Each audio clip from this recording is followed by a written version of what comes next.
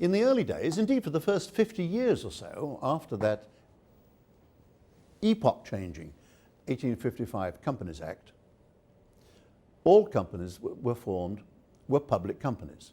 That is, they were companies created to allow people to invest from the outside the company to invest in a company run by the directors. There were many companies formed, but they were all public. Then in the early years of the 20th century, some family firms and sole traders realized that if they incorporated their own business, they would benefit from the limited liability. So private companies began to appear. These were companies created by individual entrepreneurs, family firms, groups of traders. Companies formed not to attract outside capital from outside investors, but to give the owners of the business the benefit of limited liability. Of course, today, there are far, far more private companies incorporated than there are public. In those early days, first 50, 60 years of the incorporation of companies, a few companies merged.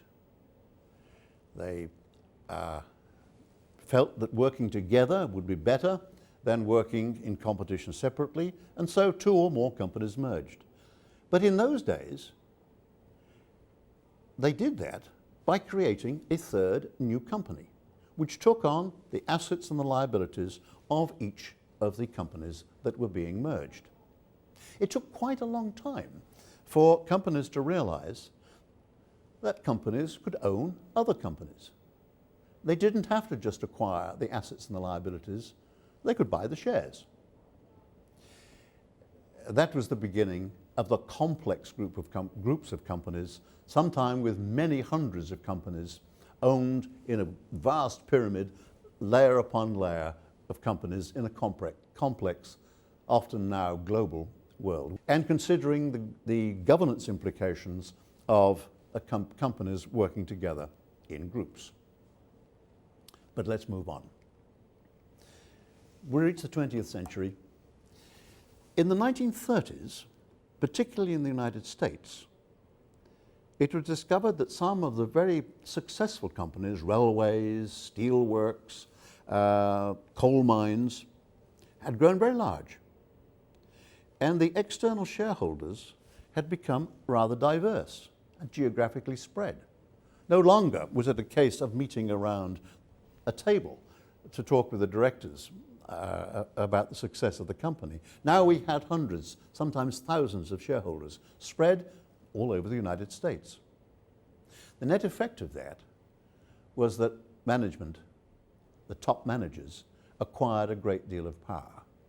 Although nominally they were still responsible to the shareholders, although nominally the shareholders nominated and voted, appointed them, the reality was that power had shifted from the meeting of the members, the shareholders, to the meetings of the board.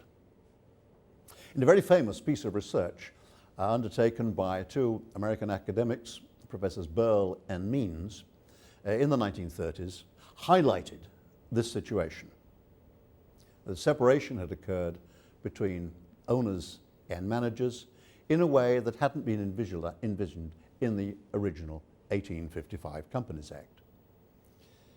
It was felt, Burl and Means argued, that the shareholders had lost a great deal of corporate governance power, which had shifted from the meeting of members to the meeting of the board. As a result, shareholders weren't getting a fair deal in many cases. That led to the creation of the Securities and Exchange Commission in the United States, a federal-wide, a country-wide organization, government organization, existing to monitor and to lay down rules of corporate governance over these large corporations.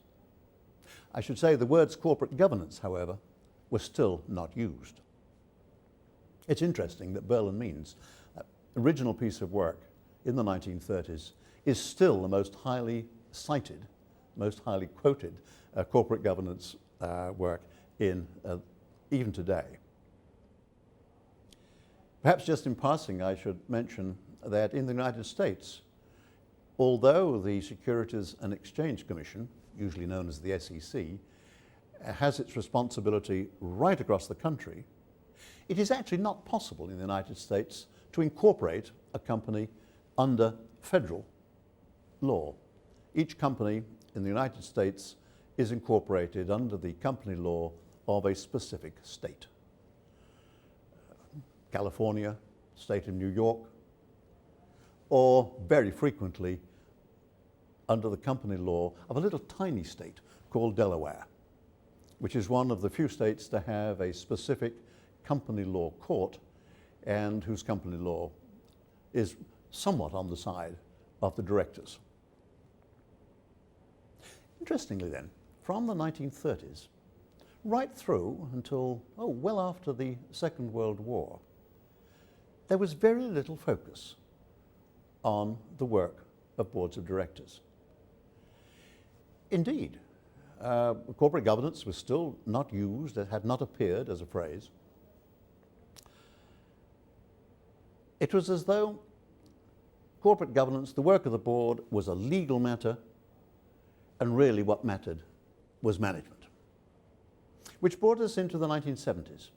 At that time, the European Union, or as it was called in those days, the European Economic Community, rather liked the idea of a German model, a German way of governing companies. In Germany, Germany has a two-tier board system, a management board and a supervisory board. Supervisory board made up partly of employee directors and partly of shareholder directors. The two-tier board system, the supervisory board appoints, hires and can fire the members of the management board. European Union rather liked that idea, and in the draft 5th directive of the EEC, they recommended, in fact, had it passed, they would have required all significant companies operating in any of the countries of the European Union to adopt the two-tier board system.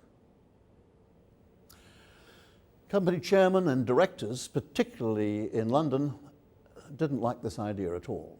They recognized that, of course, it would represent a shift of power out of their boardroom, their unitary boardroom, in which they had both executive and non-executive directors, towards a higher body, the supervisory board. The UK's response to the Europeans' 5th draft directive was a report by Alan Bullock, subsequently to be called Lord Bullock, the master of St. Catherine's College in Oxford, who wrote a report saying, I still think that the unitary board is the best way of governing a company, but it would be a good idea if we had some directors who represented the workers on the board. That also was not at all well received in the boardrooms of London. And like the European Union's draft directive, the Bullock report was put away on the shelves. That was the 1970s.